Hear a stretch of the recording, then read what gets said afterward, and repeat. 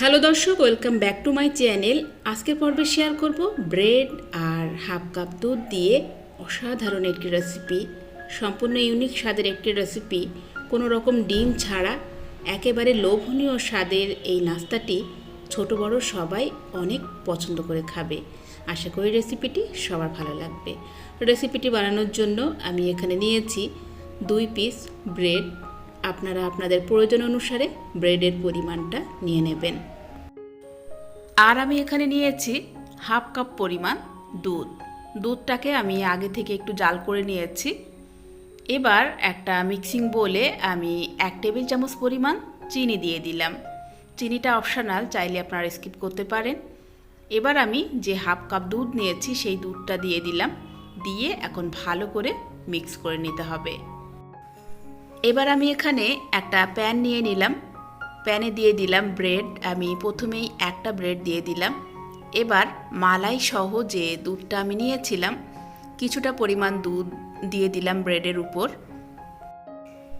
এবার আরও একটা ব্রেড আমি উপর থেকে এভাবে দিয়ে দিলাম। দিয়ে বাকি যে দুধটা ছিল সেই দুধটা এখন ব্রেডের উপরে দিয়ে দেব।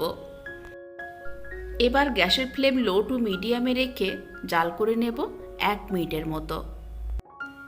এই পর্যায়ে সাইড থেকে একটু সামান্য পরিমাণ রিফাইন তেল ছড়িয়ে দিলাম। আপনারা চাইলে তেলের পরিবর্তে সামান্য একটু বাটার ইউজ করতে পারেন। তো তেলটা দিয়ে এখন সাইড থেকে এভাবে আমি একটু উঠিয়ে দিচ্ছি যাতে ব্রেডটাকে সহজে উল্টে দেওয়া যায়। তো এখানে একটা পিঠ হয়ে গেছে, এখন আমি ব্রেডটাকে উল্টে দেব।